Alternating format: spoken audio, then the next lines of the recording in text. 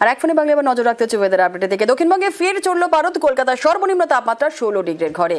আগামী কয়েকদিন কেমন থাকবে দক্ষিণবঙ্গের বিভিন্ন জেলার ওয়েদার, এবং তার পাশাপাশি উত্তরবঙ্গে বা কেমন আবহাওয়া থাকবে, কি বলছে আবহাওয়া অফিস, আপডেট নেব। বিশ্বজিৎ শাহ আমাদের সঙ্গে রয়েছে। বিশ্বজিৎ, একদমই গতকাল 16 ডিগ্রির ঘরে তাপমাত্রা ছিল, 16.1 ডিগ্রি সেলসিয়াস। আজ কলকাতার তাপমাত্রা 15.6 ডিগ্রি সেলসিয়াসে এসে নেমেছে।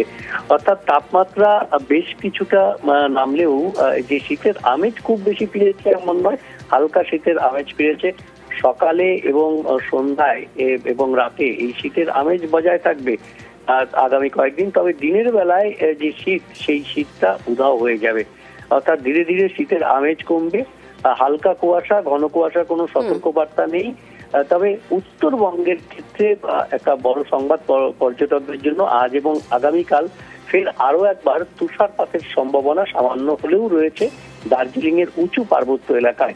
অন্যদিকে সিকিমে তুষারপাতের সম্ভাবনা রয়েছে, বৃষ্টির সম্ভাবনা রয়েছে।